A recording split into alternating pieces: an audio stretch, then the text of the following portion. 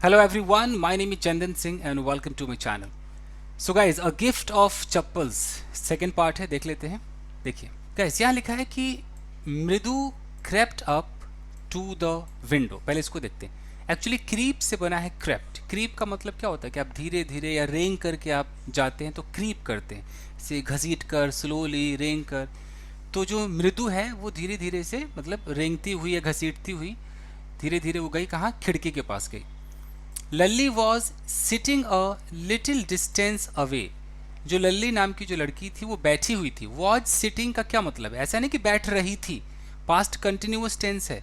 अगर मैं बोलूँ कि कल मैंने सफ़ेद शर्ट पहना हुआ था, तो मैं पहन रहा था नहीं, मैं बोल रहा हूँ पहना हुआ था, तब भी मुझे वाज वर के साथ वर में आईएनजी लगाना होगा कि I was wearing a white shirt. और मैं पहन रहा था तब भी I was wearing a white shirt. तो लोग सिचुएशन से समझेंगे कि आप क्या कहना चाहते हैं. तो यहाँ पर लिखा है कि लल्ली वॉज सिटिंग, यानी कि बैठी हुई थी, बैठ रही थी नहीं. लेकिन ये कई लोगों को ऐसा लगेगा कि बैठ रही थी. नो, जैसे अभी मैं बैठा हुआ हूँ तो मैं एम लगाऊँ कि I am sitting on the chair. मैं चेयर पर बैठा हुआ हूँ. और मैं चेयर पर बैठ रहा हूँ, भाई देख लो मैं बैठ रहा हूँ, येस आई एम सिटिंग. ऐसे भी होता है. Anyways, so Lalli was sitting a little distance away, थोड़ी सी दूरी पर बैठी थी. ऑकवर्डली, ऑकवर्ड मतलब अजीब तरीके से. होल्डिंग हर वायलन, ये जो आईएनजी आप देख रहे हैं ना, प्रेजेंट पार्टिसिपल कहलाता है.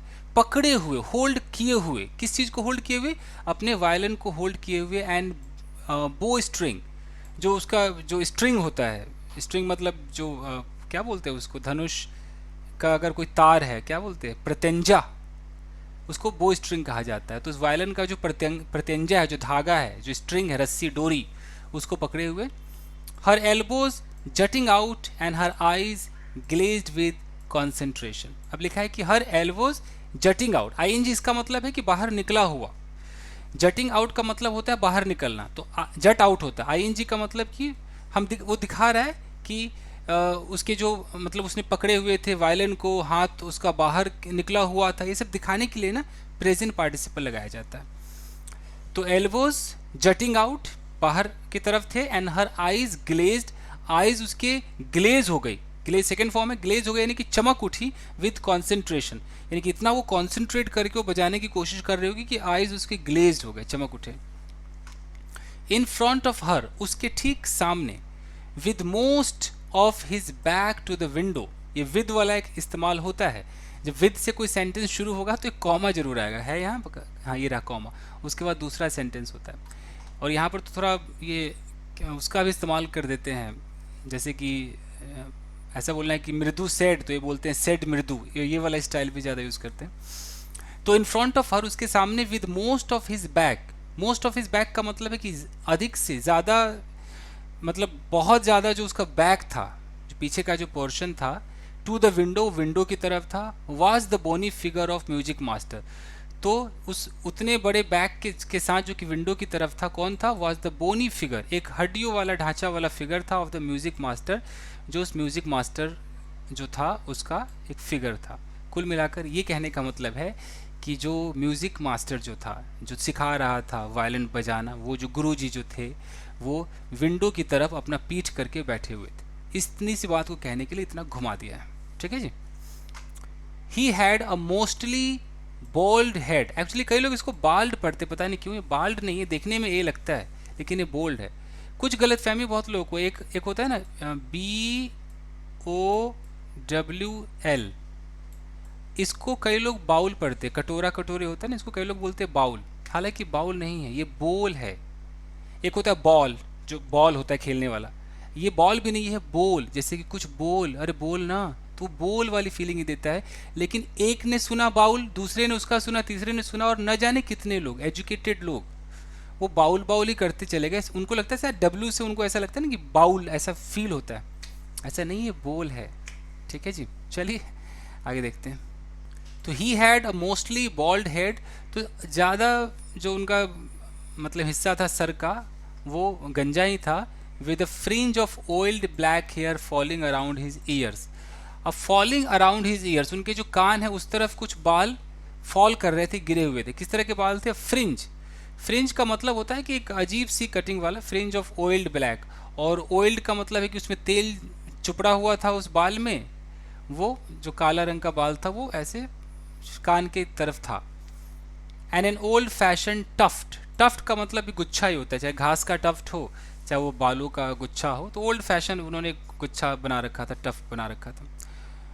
A gold chain gleamed around his leathery neck, a gold chain यानी कि सोने का चेन, ग्लीम्ड, ग्लीम मतलब होता है चमकना, तो ग्लीम्ड वो भी चमक उठा अराउंड हिज लेदरी नेक, लेदरी का मतलब मोटा, उसका एकदम लेदर जैसा वो गर्दन था, उस पर वो सोने का जो चेन था वो भी ग्लीम कर रहा था। ओके, यहाँ पर सेकेंड फॉर्म में दिखाया है कि वो भी चमक उठा, नहीं तो ऐसा होना चाहिए कि चमक रहा था होना चाहिए। And a diamond ring glittered on his hand, और एक डायमंड की जो अंगूठी है वो ग्लिटर, ग्लिटर मतलब भी चमकना ही होता है, वो भी ग्लिटर कर रही थी ऑन हिज हैंड, उसके हाथ पर। हालांकि यहाँ ना पास्ट कंटिन्यूटी दिखाना चाहिए था। As it glided up and down, it मतलब as it glided up and down the stem of the violin, फिर से देख लेते हैं। A diamond ring glitter on his hand, अच्छा उसके हाथ पर वो डायमंड रिंग ग्लिटर कर रहा था जब उसके हाथ एक ग्लाइड अप हो, जब उसके हाथ जो है वो ग्लाइड अप हो रहे थे ऊपर नीचे, ग्लाइड का मतलब होता है खिसकना, इधर से उधर फिसलना, तो जब ऊपर नीचे हो रहे थे स्टेम ऑफ द वायलिन, उस वायलिन के उस स्टेम पर, स्टेम मतलब उस नली पे, पाइप पे ऊपर नीचे हो रहे थे, तो डायमंड की अंगूठी भी चमक रही थी। A large foot, large foot बहुत बड़ा पाँव, स्टक आउट, स्टिक आउट का मतलब होता है बाहर निकलना, जैसे आपने नील, सॉरी आज हो क्या गया, कुछ प्रोनाउंस ही नहीं हो रहा है। नेल अगर आप ठोकते हैं, नेल यानी कि कील अगर आप ठोकते हैं, कील को नेल बोलते हैं इंग्लिश में, और वो कील थोड़ा निकला हुआ रहता है तो बोलते हैं stick out, the nail is sticking out, यानी कि बाहर निकला हुआ है, तो स्टिक आउट मतलब बाहर निकलना, तो उसका स्टक आउट है कि एक लार्ज फुट, बड़ा सा जो पैर था वो बाहर निकला हुआ था फ्रॉम बिनीथ, बिनीथ मतलब नीचे, किसके नीचे से, his gold bordered veshti, veshti as, veshti धोती है, तमिल में वेस्ती कहते हैं, तो धोती के वो सोने जैसा बॉर्डर था उस धोती पर, तो उसके किनारे से, उसके नीचे से बहुत बड़ा सा पैर निकला हुआ था। And he was beating time on the floor with the scrawny big toe, beating time का मतलब होता है कि अगर कोई म्यूजिक बज रहा हो, ओके, और म्यूजिक जिस तरीके से वो उसका टाइम चल रहा है, म्यूजिक बीट हो रहा है टक टक, उसी हिसाब से आपका पैर चले ठक ठक, या हाथ चले हाँ हाँ हाँ हाँ हाँ ऐसे चले ना। कई बार आपने देखा होगा कि पैर से ऐसे बस पैर ही बजाते हैं और डांस हो रहा होता है, ठीक म्यूजिक के बीट पे ही उनका पैर चलता है। इस सिचुएशन में हम बीटिंग टाइम कहते हैं। तो beating time on the floor, तो फ्लोर पे वो थप थप कर रहे थे with the scrawny big toe, scrawny मतलब पतला, बिग टो यानी कि उनका, उनके जो पैर की उंगलियां थी, जो बड़ी बड़ी उंगलियां थी, उससे वो थप थप कर रहे थे। समझ में आ गया? चलिए, he played a few notes, कुछ उन्होंने नोट्स बजाए, कुछ सुर छेड़े उन्होंने। Lalli stumbled behind him on her violin, वैसे तो स्टम्बल का मतलब होता है ठोकर लगना, यहाँ पर लिखा है कि लल्ली स्टम्बल्ड बिहाइंड हिम यानी कि उसके पीछे, स्टम्बल्ड ऑन द वायलिन, वो वायलिन पे ठोकर मारती रही, टा टा जो भी करना हो करती रही। विच लुक्ड क्वाइट हेल्पलेस, देखकर ऐसा लग रहा था कि बहुत ज़्यादा बिल्कुल हेल्पलेस है। And unhappy in her hand, तो उसके हाथों में ना वो बेचारा वायलिन भी अपने आप को हेल्पलेस और नाखुश महसूस कर रहा था। वॉट अ डिफरेंस, क्या अंतर था। द म्यूजिक मास्टर्स नोट्स, वो जो गुरु जी थे, उनके जो नोट्स थे, जो धुन थे, सीम्ड टू फ्लोट अप, ऐसा लग रहा था, सीम्ड का मतलब प्रतीत हो रहा था या हुआ था, दोनों फीलिंग चलेगा, तो ऐसा प्रतीत हो रहा था कि वो फ्लोट कर रहा है, वो तैर रहा है, फ्लोट तैरता है, अप, ऊपर ऊपर तैर रहा है, and settle perfectly into the invisible tracks of the melody, और जो मेलोडी होती है, जो सुर होता है, मेलोडी है, उसके ट्रैक पर, जो इनविजिबल ट्रैक है, जो दिख नहीं रहा है ट्रैक, उस ट्रैक पर परफेक्टली उनका वो जो नोट्स है वो सेट है, मतलब इतने बेहतरीन तरीके से वो गा रहे थे या म्यूजिक बजा रहे थे, जो म्यूजिक बजा रहे थे, ये लग रहा था। It was like the wheels of a train, ये तो बस ऐसा था मानो कि ट्रेन के पहिए हो fitting smoothly into the rails, जो पटरी पर बहुत ही स्मूथली फिट हो गए हो, एंड विजिंग अलोंग, और साथ साथ चलते जा रहे हो, चलते जा रहे हो, इस तरीके से महसूस हो रहा था। एज रवि सेड, जैसे पहले रवि ने भी कहा था।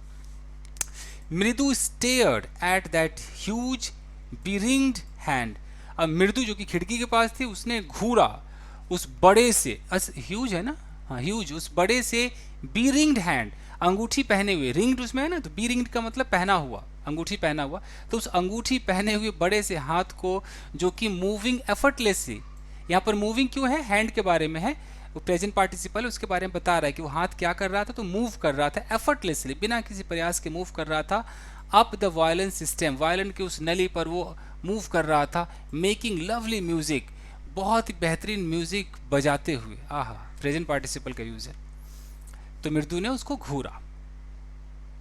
स्क्वॉक, स्क्वैक मतलब अजीब सी आवाज को कहता है। ओह स्क्वैक, क्या फालतू आवाज है। There was Lalli derailing again, Lalli जो है फिर पटरी से उतर रही थी। डिरेल का मतलब पटरी से उतरना।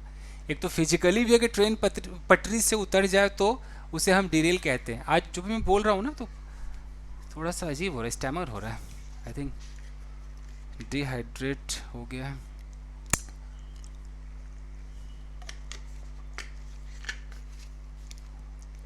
कई बार डिहाइड्रेशन से ऐसा हो जाता है, आप पानी ना पियो। एनीवेज, चलो यहाँ तक हो गया कि भाई लल्ली के बस का नहीं था, गुरुजी तो अच्छा बजा रहे थे, लल्ली जो वो डिरेल हो रही थी।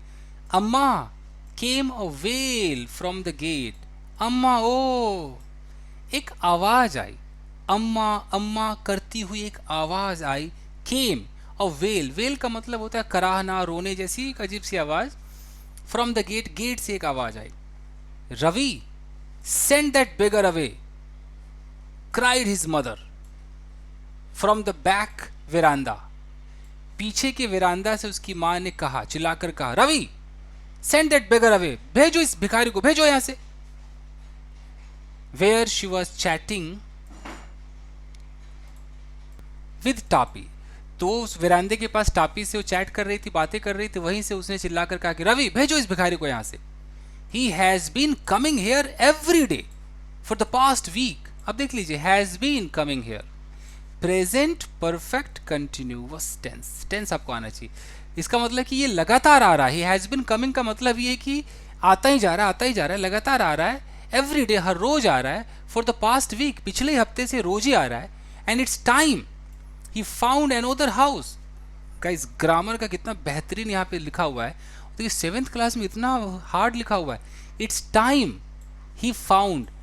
बड़े बड़े आईएएस और जो मतलब यूपीएससी की तैयारी करते हैं, एसएससी की तैयारी करते हैं, वो ये वाला स्ट्रक्चर पढ़ते हैं। It's time, it's high time, it's about time, अगर आपने सुना हो तो इसके बाद ना वर्ब का सेकंड फॉर्म लगाना पड़ता है। जैसे इट्स टाइम ही फाउंड यहाँ पर लिखा हुआ है, जैसे इट्स टाइम ही स्लेप्ट, इसका मतलब है कि अब बिल्कुल अब समय आ गया कि भैया निकलो यहाँ से, खिसको यहाँ से, ये वाली बात है। तो it's time he found another house, कि वक्त आ गया है कि अब इसे दूसरा घर तलाशना चाहिए। तो यहाँ पर आप शुड वाली फीलिंग देख सकते हैं कि it's time that he should find another house to beg from, जहाँ से इसको भीख मिल सके, भीख मांगने के लिए इसे कोई और घर ढूंढना चाहिए, वक्त आ गया है। पाती एक्सप्लेन टू टापी, पाती ने टापी से एक्सप्लेन किया, उसको कहा क्या वक्त आ गया कि यहाँ से निकले। Mridu and Meena followed Ravi out, अब मृदु और मीना रवि के साथ बाहर आए, फॉलोड मतलब पीछे पीछे आए। The beggar was already in the garden, जो भिखारी था वो पहले से गार्डन में मौजूद था। Making himself quite at home, अच्छा देखिए मुहावरा दे दिया यहाँ पर, ये होता है ना कि make one self at home, ये क्वाइट तो ऐसे बीच में रख दिया है, एक मुहावरा होता है मेक वन सेल्फ, यहाँ वन सेल्फ का मतलब होगा him self, her self, my self, your self, ऐसे देम सेल्फ। एट होम इसका मतलब होता है कि जैसे घर पे आप रिलैक्स होते हैं वैसे रिलैक्स होना। तो यहाँ पर लिखा है कि वो जो भिखारी था, the beggar was already in the garden, वो बगीचे में था, comma making present participle, making himself at home, खुद को रिलैक्स करता हुआ, रिलैक्स करता हुआ, जैसे कि अपना ही घर हो, जैसे रिलैक्स करते, तो रिलैक्स अंदाज में वो वहीं पर था बगीचे में। He had spread his upper cloth under the neem tree, he had past perfect tense, he had spread, spread मतलब बिछाना, फैलाना, तो उसने बिछा रखा था, हिज अपर क्लोथ, ऊपर का जो क्लोथ है उसको बिछा रखा था, अंडर द नीम ट्री, नीम के पेड़ के नीचे उसने ऊपर का जो क्लोथ होगा, कुर्ता होगा, उसको बिछा रखा था। And was leaning against it's trunk, पेड़ का ना जो तना होता है उसको ट्रंक कहते हैं, अगर फूल पत्ती फूलों का अगर तना हो तो उसको स्टेम बोलेंगे, लेकिन पेड़ का तो हार्ड होता है ना, उसको हम ट्रंक कहते हैं। तो उसने क्या कहते हैं, लीन अगेंस्ट, लीन मतलब झुकना, और किसी के आप सहारे झुकेंगे तो प्रेपोजिशन अगेंस्ट का इस्तेमाल हम करते हैं। ओके, अगर आप दीवार के सहारे ऐसे करके बैठेंगे, इट मीन्स योर सिटिंग और your leaning against the wall. उसी प्रकार से यहाँ पर लिखा है कि was leaning against it's trunk, it's मतलब कौन, नीम का पेड़, तो नीम के पेड़ का जो ट्रंक था, जो तना था, उससे वो ऐसे झुक करके उसमें टच होकर के बैठा हुआ था। अपेरेंटली साफ तौर पर, prepare to take a little snooze, वो प्रिपेयर था, तैयार था क्या करने के लिए, कुछ देर की झपकी लेने के लिए। स्नूज का मतलब होता है झपकी, नैप भी कह सकते हैं, पुराने इंग्लिश लिखा है इसने, little snooze.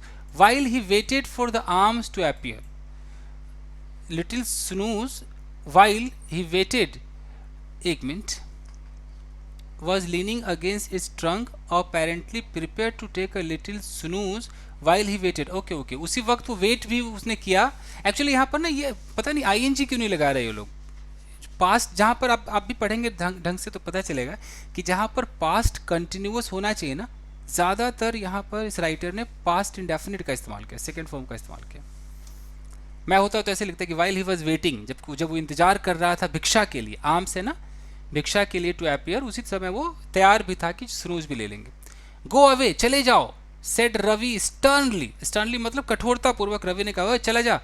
My Paati says it's time you found another house to beg from, मेरी पाती ने कहा है कि इट्स टाइम, यही वो समय है, you found another house, it means you should find another house to beg from, कि दूसरा घर ढूंढ लो भीख मांगने के लिए। देख रहे, इट्स टाइम के बाद सेकेंड फॉर्म लगाया। The beggar opened his eyes, भिखारी ने अपनी आंखें खोली, वेरी वाइड, बहुत बड़ी आंखें कर ली, and gazed at each of the children one by one. Gaze मतलब ये होता है एक टकी देखना, ऐसे घूरना, स्टेयर वाली फीलिंग देता है। तो उसने घूरा, ईच ऑफ द चिल्ड्रेन, जितने बच्चे थे उनमें से प्रत्येक को घूरा, वन बाय वन, एक एक करके घूरा, ऐसे घूरता गया। The ladies of this house he said, भिखारी ने कहा, एट लास्ट, लास्ट में भिखारी ने कहा, in a voice choked with feeling, मतलब फीलिंग से, दर्द से, वो जो फीलिंग होती है ना उससे चोक था, भरा हुआ था, उस इमोशन से, उसकी जो आवाज़ थी वो भरी हुई थी। तो उस भरी हुई आवाज़ में, उस दर्द भरी आवाज़ में अंत में उसने कहा, क्या कहा, लेडीज ऑफ दिस हाउस, इस घर की जो औरतें हैं, अब यहाँ से यहाँ आ जाइए, आर, आर किसके लिए आया, लेडीज़ के लिए आया, लेडीज़ ये सब्जेक्ट है, और इस सब्जेक्ट का वर्ब कहाँ है, तो बॉस यहाँ है, बाकी बस ऐसे ही है, स्टाइल है, ठीक है। तो ladies of this house are very kind and souls, बहुत ही काइंड सोल्स है, बहुत ही दयालु आत्माएं हैं जो लेडीज है, बहुत ही काइंड सोल्स है। I have kept my body and soul together on their generosity for a whole week. देखिए, आई हैव केप्ट, अब यहाँ से आप देख रहे हैं, kept my body and soul together, ये भी मुहावरा है, एक्चुअली होता है keep one's body and soul together, one's मतलब माई, योर, हिज, ऐसे करके। इसका मतलब क्या होता है कि आप पूरा निर्भर होते हैं, keep your body and soul, यानी कि आपका खाना कपड़ा जो भी है सब डिपेंडेंट आप होते हैं, वहाँ पर यूज़ करते हैं। तो I have kept my body and soul together on their generosity, कि इनके उदारता पर, इनके जेनरॉसिटी पे, इनके उस कृतज्ञता पे मैं फॉर अ होल वीक में पूरे एक हफ्ते से टिका हुआ हूँ, एक हफ्ते से मेरा खाना पीना सब कुछ इन्हीं की उदारता से मिल रहा है। आई कैन नॉट बिलीव, मैं यकीन ही नहीं कर सकता, that they would turn me away, कि वो मुझे लौटा देंगे, टर्न अवे कर देंगे। ही रेज्ड हिज वॉइस, उसने अपनी आवाज़ उठाई, Amma, Amma oh, said his well might be, कितना उल्टा लिखते हैं ना, यानी कि यहाँ लिखा है कि हो सकता है, माइट बी मतलब हो सकता है कि उस हिज वेल, उसकी जो कराह थी वो सैड हो, दुखी हो, उसकी जो आवाज़ थी वो दुखी हो, but it certainly wasn't feeble, feeble का मतलब होता है कमज़ोर, लेकिन सर्टेनली निश्चित रूप से उसकी आवाज़ कमज़ोर तो नहीं थी। It began in a deep strong rumble, it began, ये शुरू हुआ किसमें, बहुत ही गहरा, बहुत ही मजबूत, रंबल मतलब जो गड़गड़ाहट की आवाज़ होती है, somewhere in his withered belly, withered का मतलब होता है वो मुरझाया हुआ, सूखा हुआ, जो अंदर मुरझाया हुआ जो बेली है, पेट है, उसके अंदर से वो डीप गहरी आवाज़ गड़गड़ाहट में शुरू हुआ, and came booming out of his mouth, और वो एकदम बूम आउट करता हुआ यहाँ से लेके यहाँ तक वो बाहर आया, with its few remaining teeth stained brown, उसके जो कुछ बचे हुए दांत थे, फ्यू रिमेनिंग टीथ का मतलब है कुछ बचे हुए दांत, स्टेन्ड, स्टेन्ड का मतलब धब्बे लगे हुए थे, ब्राउन, ब्राउन कलर के धब्बे लगे थे, विद बीटल च्यूइंग, पान के चबाने से वो धब्बे लगे हुए थे। तो उस बड़ा घुमा के लिखा है कि उस माउथ से, जहाँ पर दांत इस तरह के धब्बेदार दांत थे, तो उसमें से पेट के अंदर से एक बहुत ही गहरी आवाज़ आई जो कि फीबल नहीं थी, कमज़ोर नहीं थी। वाह गजब। आगे देखते हैं। Ravi, tell him there is nothing left in the kitchen, call Rukkumani, Rukkumani ने कहा, कॉल मतलब एक्चुअली तो पुकारना होता है, बट रवि का नाम लेते हुए, रवि कह दो इसे, टेल हिम कि देर इज नथिंग, कुछ भी नहीं है लेफ्ट, कुछ भी बचा हुआ नहीं इन द किचन, किचन में कुछ बचा हुआ नहीं है. And he is not to come again. He is not to, जैसे बोलते हैं कि आई एम टू गो, मुझे जाना है मतलब जाने को हूं, तो ही इज नॉट टू, अब इसको आना नहीं, he is not to come again, इसको दोबारा नहीं आना है. टेल हिम दैट, कह दो इसे ये. She sounded fed up. Sound का मतलब यहाँ जरूरी नहीं कि सुनाई देना, ऐसा भी जान पड़ना, दिखाई पड़ना भी कहते हैं ना. ओ साउंड्स ग्रेट, ओ अच्छा लगा, अच्छा है, अच्छा पता चल रहा है. तो शी साउंडेड फेड अप, तो उनको देखकर ऐसा लग रहा था कि बहुत ही फेड अप है, परेशान है. नहीं तो ऐसे भी कह सकते उनकी आवाज़ बहुत ही फेड अप भरी थी. Ravi didn't have to repeat it. देखिए डिडंट हैव टू क्या होता है, एक होता है हैड टू, आपने सुना होगा, जैसे कि कल मुझे खाना पकाना पड़ा, I had to cook food. उसका नेगेटिव क्या होगा, मुझे खाना नहीं पकाना पड़ा, डिडंट हैव टू होगा. जैसे डिडंट आएगा वो हैव टू हो जाएगा, हैड टू हैव टू हो जाएगा. Ravi didn't have to repeat it all to the beggar. Ravi को रिपीट करना ही नहीं पड़ा बेगर को, क्योंकि इतने जोर से उसने कहा था कह दो इसे कि नहीं आना यहाँ पर. What his mother said, यहाँ what क्या है, ये जो है, एक्चुअली ये नाउन क्लॉज बना रहा है. What यानी कि जो, his mother said, जो उसकी माँ ने कहा, had been easy for them all to hear there under the neem tree, कि नीम ट्री के नीचे जितने भी लोग थे उनके लिए आसान था. had been easy, वो easy था, for them उन सब के लिए, all to hear सबके लिए सुनना बहुत ही आसान था, there under the neem tree, Neem tree के नीचे जितने भी लोग थे. तो Ravi What his mother said, उसकी माँ ने जो कहा वो सबके लिए ईजी था.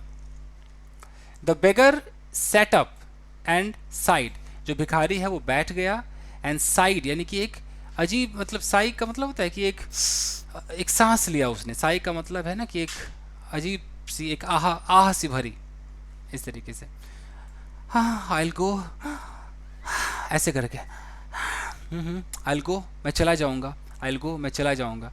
He said wearily, वियरली का मतलब थके हुए रूप में उसने कहा मैं चला जाऊंगा. Only let me have a rest, मुझे थोड़ा रेस्ट करने दो. हेयर अंडर दिस ट्री, इस पेड़ के नीचे मुझे रेस्ट करने दो. The sun is so hot, सूरज बहुत गर्म है. That tar has melted on the road, वो जो रोड का जो टार होता है ना, जो तारकोल होता है, वो तारकोल पिघल गया है रोड पर.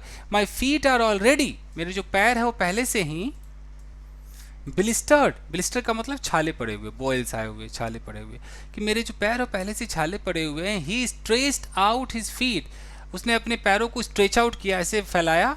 टू शो लार्ज पिंक, दिखाने के लिए कि बहुत बड़े बड़े गुलाबी रंग के पीलिंग ब्लिस्टर, जो वो फूट के ऐसे ना छिले हुए थे blisters, on the soles of his bare feet, उसके नंगे पैर के तलवे पर वो पीलिंग ब्लिस्टर्स थे, वो गुलाबी रंग के थे, वो बड़े बड़े थे, उसने दिखाया. I suppose he doesn't have the money to buy chappals, मृदु whispered to Meena to Ravi. कहने का मतलब है कि मृदु ने विस्पर किया, विस्पर का मतलब होता है फुसफुसाकर कहना, धीरे से कहना. मृदु ने मीना और रवि से कहा कि आई सपोज, मुझे ऐसा लगता है, he doesn't have the money, उसके पास तो पैसे ही नहीं है, टू बाई चप्पल, चप्पल खरीदने के लिए तो पैसे ही नहीं इसके पास. Have you got an old pair in the house somewhere, उसने सवाल किया कि क्या तुम्हारे पास है, रवि से कहा कि क्या तुम्हारे पास, have you got an old pair, कोई पुरानी जोड़ी है चप्पल की, इन द हाउस समवेयर, घर में कहीं पर कोई पुराना हो. आई डोंट नो, मुझे नहीं पता, सेड रवि, रवि ने कहा मुझे नहीं पता.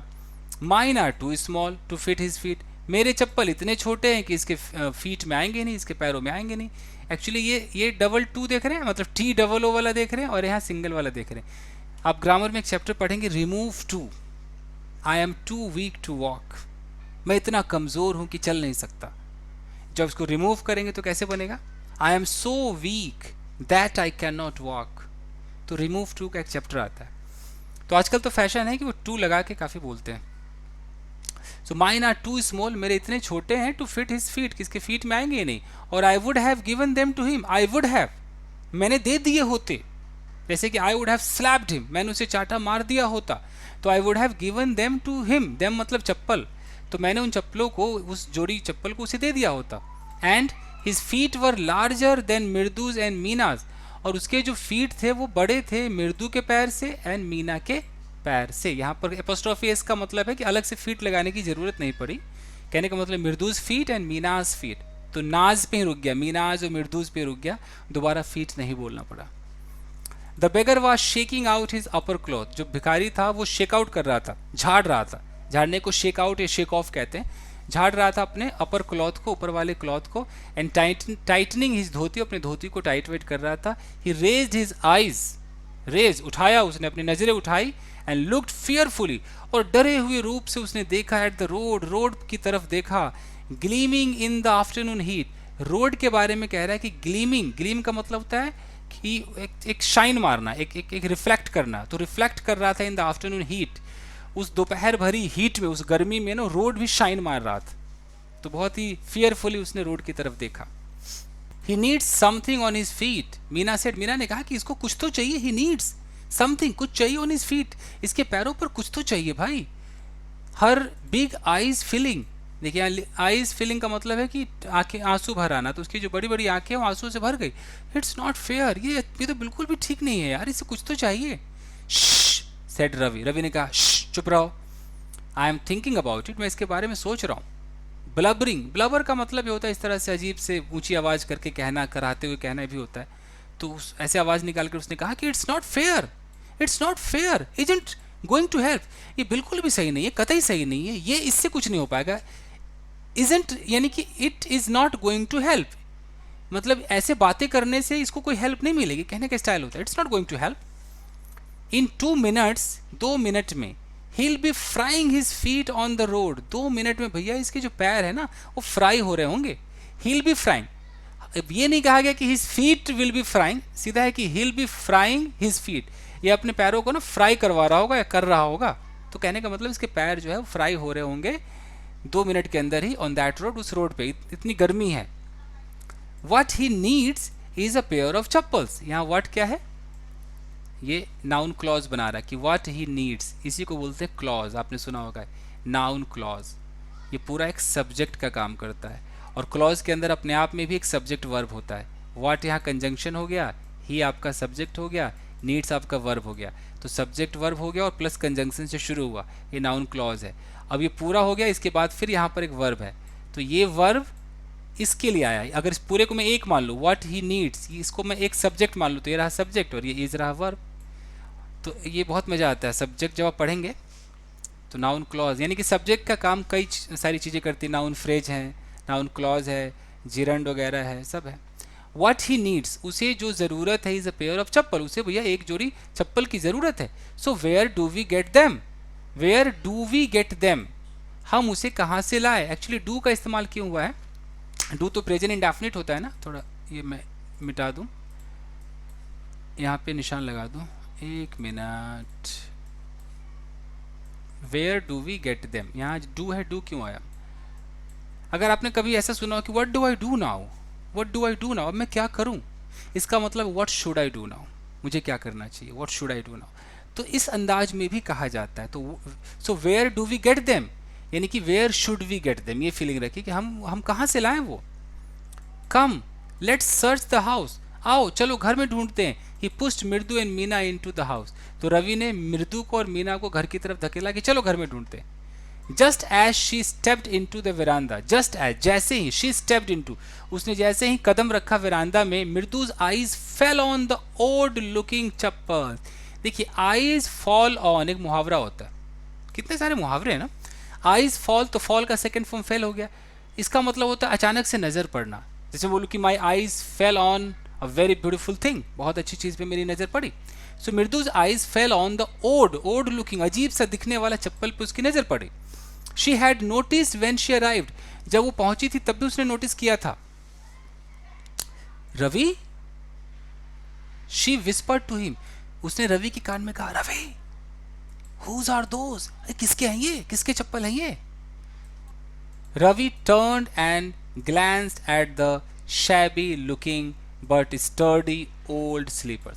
रवि turned, रवि वहाँ टर्न किया, घूमकर देखा, एंड ग्लैंस्ड, ग्लैंस एट का मतलब एक नज़र मारा, लुक डेट कह लीजिए, एक ग्लैंस, एक झलक मारा, किस पर मारा, द शैबी, शैबी मतलब अजीब सा, बेकार सा, फटा पुराना टाइप होता है ना, शैबी लुकिंग, जो बहुत ही पुराना सा दिख रहा था, बट स्टर्डी, लेकिन मजबूत था, स्टर्डी का मतलब स्ट्रांग था, ओल्ड स्लीपर, पुराने चप्पलों की तरफ उसने एक नज़र मारा।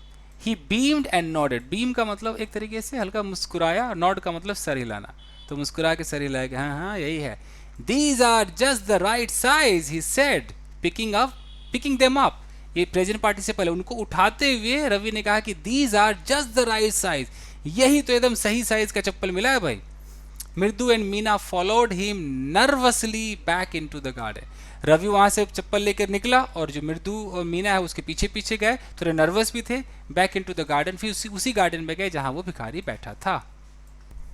गाइस ये एनसीईआरटी किताब में मतलब ये तो बहुत ज़्यादा वक्त ले रहा है जो बुक है, ये तो न्यूज़पेपर से भी ज़्यादा वक्त ले रहा है। चलो कोशिश करते हैं। और here said Ravi to the beggar, यहाँ पर सेड रवि, रवि ने कहा टू द बेगर, भिखारी से कहा, dropping the slippers in front of the old man, present participle है, क्या करते हुए, तो ड्रॉप करते हुए, चप्पल को ऐसे नीचे गिराते हुए ओल्ड मैन के सामने, उस बूढ़े से भिखारी के सामने रखते हुए कहा, वेयर दीज, इनको पहनो, एंड डोंट कम बैक, और वापस मत आओ। The beggar stared at the slippers, भिखारी ने स्लीपर्स को, चप्पल को स्टेयर किया, घूरा। Hurriedly flung his towel over his shoulder, flung का मतलब है शो, अपने टॉवेल को अपने शोल्डर पे रखा, फ्लिंग से बना है फ्लंग, फ्लिंग किया, उड़ाकर ऐसे रखा। Pushed his feet into them, अपने फीट को, अपने पैरों को चप्पल में पुश किया, धकेला, क्या लिखते हैं लोग, नॉवल की तरह लिखते हैं। एंड लेफ्ट, और वहां से निकल लिया। Muttering a blessing, present participle, muttering a blessing to the children, mutter का मतलब ऐसे बुदबुदाना, एक ब्लेसिंग आशीर्वाद बच्चों को बुदबुदाते हुए देते हुए वो निकल लिया। In a minute he had vanished around the corner of the street, तो गली के कॉर्नर से वो 1 मिनट में गायब हो चुका था, मतलब निकल चुका था वहां से वो। The music master came out, अब जो गुरुजी है वो बाहर आए ऑफ द हाउस, घर से बाहर आए, एंड टुक एन अनएप्रिसिएटिव लुक, एक अजीब सा, अनएप्रिसिएटिव का मतलब जो दुखी हो, परेशान से हो, उस तरह का एक, मतलब किसी चीज़ से बहुत अजीब हो, अपसेट हो, वैसा एक लुक सा बनाया। At the three of them, तीनों पर, sitting quietly under the tree, यानी कि वो जो तीनों थे वो बैठे हुए थे क्वाइटली, चुपचाप से बैठे थे, अंडर द ट्री, पेड़ के नीचे बैठे थे। उस पर गुरुजी ने अजीब तरीके से देखा। प्लेइंग मार्बल्स, वो मार्बल्स खेल रहे थे। देन मार्बल्स मतलब वो कंचे खेल रहे थे जो तीनों लोग थे। Then he search for his chappals, Guruji ने चप्पल को ढूंढा, search for his chappals in the veranda, वेरांडे पे ढूंढा। Where he had put them, जहां उन्होंने रखा था। लल्ली, ही कॉल्ड, उन्होंने कहा लल्ली इधर आओ। आफ्टर अ फ्यू मोमेंट्स, कुछ मिनट बाद उन्होंने कहा कि लल्ली जरा इधर तो आना, पहले खुद ढूंढा, नहीं मिला तो लल्ली को बुलाया। She hurried up to him, फटाफट, हरी, हरी में हरी वर्ब की तरह भी है, तो हरीड अप टू हिम, भागकर उनके पास गई। Have you seen my chappals my dear, प्रिय क्या तुमने मेरे चप्पल देखे हैं। I remember having kept them here, मुझे याद है, I remember having kept them, यानी कि मैंने इनको यहीं रखे। कहने का तरीका होता है I remember having eaten food, यानी कि मैंने जो खाना खाया वो मुझे याद है। तो I remember having kept them here, मैंने इनको यहीं रखे थे, मुझे याद है। रवि, मृदु एंड मीना, तीनों के तीनों silently watched Lalli and the music master search every corner, तो तीनों ने, जो रवि, मृदु और मीना है, साइलेंटली, चुपचाप से इन्होंने देखा, वॉच यानी कि देख ही रहे थे, लल्ली एंड द म्यूजिक मास्टर, लल्ली और उसके गुरुजी को, सर्च एवरी कॉर्नर, उनको हर कॉर्नर में सर्च करता हुआ देखा उन्होंने, या देख रहे थे। यहाँ तो आईएनजी लोग लगा ही नहीं रहे, सेकंड फॉर्म ही है तो क्या बोले। कॉर्नर ऑफ द वेरांडा, उन्होंने उसको देखा, कि दोनों ने वेरांडा के हर कॉर्नर पे ढूंढा, ढूंढते हुए देखा। ही स्करीड अराउंड, स्करी का मतलब होता है फटाफट, तेजी से, जैसे चूहे बिल्ली कैसे स्करी करते भागते हैं, उस तरीके से इधर उधर भाग के फटाफट उन्होंने देखा। Looking over the railing, railing के झांका ऊपर से। And crouching near the flower pots, crouch का मतलब होता है ना कि कई बार हम ऐसे झुक करके ऐसे बैठ जाते हैं, क्राउच करते हैं, यू नो, क्राउच करके बैठते हैं। क्राउच आप समझ रहे हैं, क्राउच मैं आपको कैसे समझाता हूँ, यू नो, ऐसे करके कहीं ढूंढते हैं, ऐसे क्राउच बोलते हैं, कहाँ गया कहाँ गया, तो ये जो पोजीशन होती है ना इसको क्राउच बोलते हैं। तो बड़ा अच्छा ये वर्ड है, कभी ऐसे टेबल के नीचे, कभी ऐसे क्राउच करते हैं, तो इस पोजीशन को जहाँ पर घुटने भी फोल्ड हैं, आपकी बॉडी भी आगे लेटी हुई है, ऐसे मतलब झुकी हुई है, यहाँ पर हम क्राउच वर्ड का इस्तेमाल करते हैं।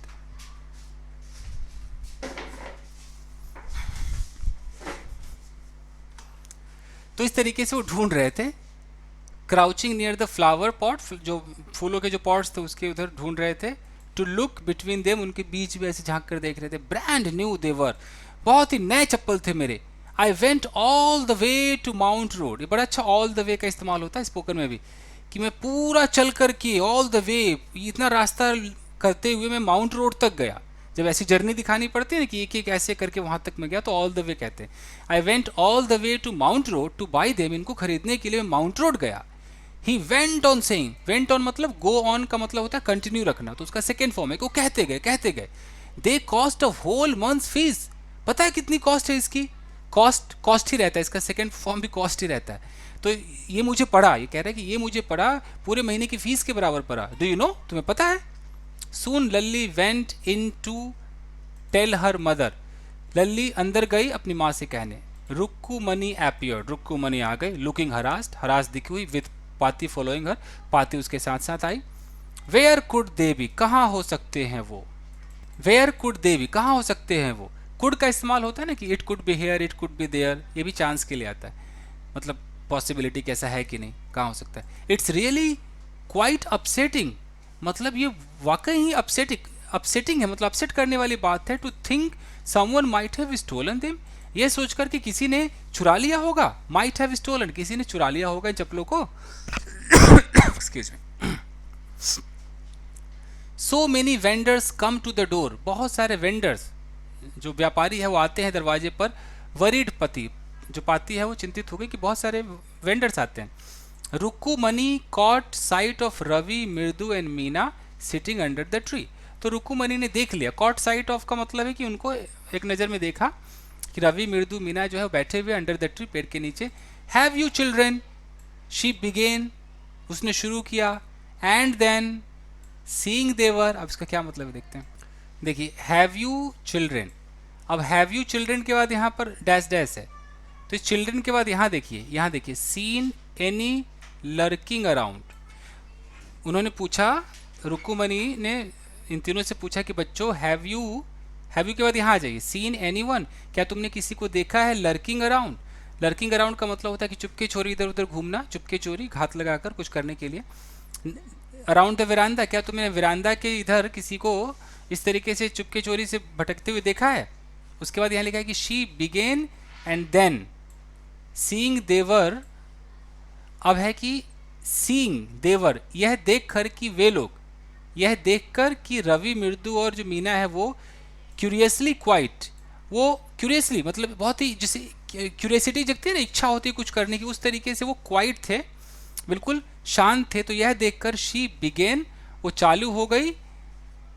And then went on more slowly, तो उनको शांत देखकर वो भी धीरे बोली, धीरे बोलना शुरू किया। एंड वेंट ऑन, और बोलती रही मोर स्लोली, इतना घुमा के लिखा है, माय गॉड। यानी कि उनको देखकर कि वो बड़े ही उत्सुकता पूर्वक शांत है, उनको शांत देखकर she began and then went on, वो शुरू हुई और बोलती रही मोर स्लोली, धीरे बोलती रही।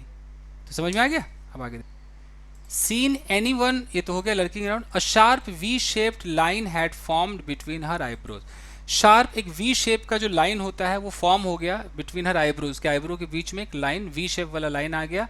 एनोदर स्ट्रेट, दूसरा अगर देखें तो बहुत ही सीधा। Tighter one appeared in place of her usually soft. Another straight tighter one, दूसरा बिल्कुल सीधा और एकदम टाइट अपीयर्ड, अपीयर यानी कि प्रकट हो गया, इन प्लेस ऑफ हर, उसकी जगह पर। यूजली सॉफ्ट प्लेजेंट माउथ, कुछ समझ में आ रहा है? Another straight tighter one appeared in place of her usually soft pleasant mouth, यानी कि उनका बहुत ही पहले सॉफ्ट माउथ था, बहुत ही प्लेजेंट था। तो सॉफ्ट और प्लेजेंट जो अक्सर था, यूजली था, उसकी जगह पर क्या हो गया? इन प्लेस ऑफ का मतलब उसकी जगह पर क्या हो गया? बहुत ही स्ट्रेट और बहुत ही टाइट वाला, कहने का मतलब गुस्से वाला माउथ हो गया उनका। रुक्कुमनी वॉज एंग्री, रुक्कुमनी गुस्से में थी। थॉट मृदु विद अ शिवर, मृदु ने डर करके, शिवर का मतलब ऐसे कांपना होता है, तो डर करके सोचा। She wouldn't be so upset, वो अब इतनी अपसेट नहीं होती। If she knew about the poor beggar, अगर उन्हें पता होता, अगर वो जान जाती, द पुअर बेगर विद सोर, सोर मतलब जो घाव वगैरह होते हैं, ऑन हिज फीट, कि पुअर बेगर के पैर में घाव थे। She tried to tell herself, वो खुद को कहती है कि अरे यार ये तो बहुत गुस्से में लग रही है, लेकिन अगर इन्हें पता होता है कि उस गरीब के पैर में वो फोड़ी फुंसी घाव है तो इतना गुस्से में नहीं होती ये। टेकिंग अ डीप ब्रेथ, एक लंबी सांस लेते हुए। शी क्राइड का मतलब चिल्लाया, उसने चिल्लाकर कहा Rukkumani. She cried Rukkumani, there was a beggar here, उसने कहा कि रुक्कुमणी, हाँ ठीक है, there was a beggar hair, यहाँ पर एक भिखारी था, poor thing he had such a boils on his feet, और कितनी अजीब बात है, उसके पैरों में ना बॉयल्स थे, यानी कि वो फोड़े फुंसी थे। सो सेड रुक्कुमणी ग्रिमली, बहुत ही ग्रिमली यानी कि बहुत ही कठोर तरीके से रुक्कुमणी ने कहा, तो टर्निंग टू रवि, रवि की तरफ देखते हुए, you gave the music master chappals to the old beggar who turns a fair, you gave the music master chappal, तुमने गुरुजी का चप्पल एक ओल्ड, एक उस बूढ़े भिखारी को दे दिया, हु टर्न्स अ हेयर, जो यहाँ पर आता है, हु मतलब जो, ये रिलेटिव प्रोनाउन है और ये पूरा का पूरा एडजेक्टिव क्लॉज बनाता है, भिखारी के बारे में एक इन्फॉर्मेशन दे रहा है, वो भिखारी जो यहाँ पर आता है उसको चप्पल दे दिया। चिल्ड्रेन दिस डेज ग्रोन पति, जो पति है, ग्रोन का मतलब होता है वैसे तो कराहना होता है, बट गुर्राते हुए कहा कि हैं आजकल के बच्चे, Amma didn't you tell me about Karna who gave away everything he had, Amma क्या तुमने मुझे नहीं बताया था करण के बारे में, who gave everything, who gave away everything he had, उसने सब कुछ दे दिया उसके पास था, यानी कि करण के बारे में अम्मा ने कभी कहा होगा, तो कह रहा है कि अम्मा तुमने ये तो कहा था ना कि करण नाम का जो व्यक्ति था उसके पास जो भी था उसने सब कुछ बांट दिया था, इवन इज गोल्ड इयरिंग, यहाँ तक कि उसके जो सोने की इयरिंग्स थे, जो कान के जो भी बूंदे होंगे उसको भी बेच दिया था, he was so kind and generous, वो इतना दयालु था और बहुत ही उदार था। सिली स्नैप्ड रुक्कुमणी, स्नैप का मतलब गुस्से में कहना, स्नैप मतलब चुटकी बजाना भी होता है, गुस्से में कुछ कहना भी होता है, गुस्से में रुक्कुमणी ने कहा कि पागल, Karna didn't give away other people's thing, Karan ने दूसरों की चीजें नहीं बांट दी थी, अपनी चीजें बांटी थी, he only gave away his own, सिर्फ अपनी चीजें बांटी थी, but my chappals wouldn't have fitted the beggar's feet, अब रवि कह रहा है, Ravi rushed brashly on, brashly का मतलब होता है कि बहुत ही ढिठाई से, वो रश ऑन मतलब फटाफट वो बोलता रहा, क्या कहा उसने कि my chappals wouldn't have fitted the beggar's, कि मेरे चप्पल उसको फिट ही नहीं आते, एंड अम्मा इफ दे डिड फिट, अगर वो फिट आ भी जाते, would you really not have minded, क्या तुम्हें बुरा नहीं लगता कि मेरे चप्पल अगर उसको फिट आते, बुरा नहीं लगता तुम्हें। Ravi said Rukkumani very angry now, अब बहुत ज्यादा गुस्से में रुक्कुमणी ने कहा कि Ravi go inside this minute, अभी के अभी अंदर जाओ, go inside. She hurried indoors, वो फटाफट भागते हुए अंदर गई, and brought out Gopu Mama's hardly worn new chappals, और वो अंदर से क्या लाई, गोपू मामा के हार्डली वॉर्न, हार्डली का मतलब हो जाए न के बराबर, वॉर्न का मतलब होता है घिसा पिटा, तो ज्यादा घिसा पिटा नहीं था, यानी कि एक तरीके से नया था, तो नए चप्पल को जो कि गोपू मामा के तो बाहर लाई। These should fit you sir, उसने गुरुजी को कहा कि सर जी ये आपको फिट आ जाने चाहिए, प्लीज पुट दीज ऑन, कृपया इनको पहने, आई एम सो सॉरी, मुझे बहुत दुख है, my son has been very naughty, has been का मतलब है कि इन काफी दिनों से वो काफी नॉटी है, इन दिनों काफी नॉटी है। The music master's eyes lit up, जो गुरुजी की जो आंखें हैं वो चमक उठी, लिट अप लाइट से बना लिट, चमक उठी। He put them on, put on का मतलब होता है पहनना, उन्होंने उन चप्पलों को पहना, देम का मतलब चप्पल के बारे में बात हो रही। Trying not to look too happy, ये कोशिश करते हुए पहना कि ज़्यादा खुश भी दिखाई ना दे, क्या है नए चप्पल मिल गए। Well I suppose this will have, मुझे लगता है कि ये this will have to do, यानी कि ये चलेंगे, ये काम करेंगे। These days children have no respect for elders, आजकल तो भैया बच्चों के पास तो बड़ों के लिए इज्जत ही नहीं है, चिल्ड्रेन हैव नो रिस्पेक्ट, कोई इज्जत नहीं है फॉर एल्डर्स, बड़ों के लिए। व्हाट टू डू, क्या करें। हनुमान इनकारनेट, बजरंग बली का अवतार, only Rama can save such a naughty fellow, आजकल के बच्चे तो बजरंग बली के अवतार है, अब तो सिर्फ भगवान राम ही इस तरह के शरारती बच्चों को बचा सकते हैं। रुक्कुमणि's आइज फ्लैश्ड, आइज फ्लैश्ड का मतलब होता है कि आंखें बड़ी करना, गुस्से वाली, फ्लैश, तो उनकी आंखें एकदम फ्लैश हो गई, गुस्से में आ गई रुक्कुमणि की। She didn't seem to like Ravi being called a monkey, she didn't seem, ऐसा लग रहा था कि उनको देखकर ऐसा लग रहा था कि उन्हें पसंद नहीं आया रवि बीइंग कॉल्ड मंकी, कि रवि को मंकी कहा गया, इवन अ होली मंकी, जबकि होली मंकी कहा गया, बजरंग बली का नाम दिया गया। शी स्टूड स्टिफ, वो एकदम स्टिफ कड़क ऐसे खड़ी हो गई, एंड स्ट्रेट सीधे, बहुत ही कठोर और सीधे खड़ी हो गई, by the front door, front door के पास खड़ी हो गई, बाय का मतलब उसके पास।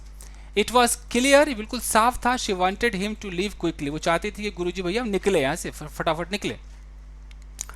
When he had clattered off in his new chappal, clatter का मतलब होता है वो आवाज करते हुए, ऐसे चप्पल की जो आवाज करते हुए निकलना, ऑफ का मतलब निकल गया, तो जो चप्पल का चप चप करते हुए जब निकल गए नए चप्पल का, शी सेड, उसने कहा, मृदु कम इन, अंदर आओ एंड हैव सम टिफिन, चलो कुछ लंच वंच करो. Honestly how do you children think of such things? My God, कैसे तुम बच्चे ऐसा सोच लेते हो कि उसका चप्पल उसे दे दो, ये कर दो, कैसे सोच लेते हो? Thank God your Gopu Mama doesn't wear his chappals to work. भगवान का शुक्र है कि तुम्हारे जो गोपू मामा है वो काम पर जाते वक्त चप्पल नहीं पहनते. Doesn't wear chappal his chappals to work, काम के लिए चप्पल नहीं पहनते हैं कि ऑफिस भी चप्पल पहन कर जाएंगे.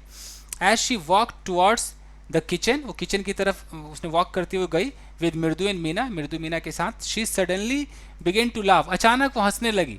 But he is always in such a hurry to throw off his shoes and socks and get into his chappals as soon as he comes home. अब हंसती हुई बोली गोपू मामा के बारे में कि वो काम पर तो चप्पल पहनकर नहीं जाता है, लेकिन ही is always in such a हरी, वो इतना जल्दी में होता है to throw off his shoes and socks, कि अपने जूते फेंकता है, अपने सॉक्स फेंकने की जल्दी में होता है. And get into his chappals, और फटाफट अपने चप्पल में घुसने की जल्दी में होता है. As soon as he comes home, जैसे वो घर आता है, एज सुन एज मतलब जैसे ही वो घर आता है फटाफट चप्पल पहनने की फिराक में रहता है. ये बात सोच को हंसने लगी. What's your mama going to say, तुम्हारे मामा क्या कहेंगे? गोइंग टू से मतलब फ्यूचर की फीलिंग है कि क्या कहेंगे. हिंदी में देखे तो क्या कहने जा रहे होंगे, जरूरी नहीं है, क्या कहेंगे ही बोलिए. दिस इवनिंग, अब आज शाम को, वेन आई टेल हिम, जब मैं उन्हें बताऊंगी, I gave his chappals to the music master, कि मैंने उनकी चप्पल दे दी गुरुजी को, म्यूजिक वाले गुरुजी को. ये कहानी है गाइस. तो आप देख सकते हैं कि इसको ट्रांसलेट करने में कितना वक्त लग जाता है. काफ़ी बड़ा है, काफ़ी बड़ा वीडियो हो गया गाइस. एनीवेज, तो बस आज के लिए इतना ही दोस्तों. मिलते हैं अगले वीडियो में. Children take care, keep practising and have fun. Thank you guys.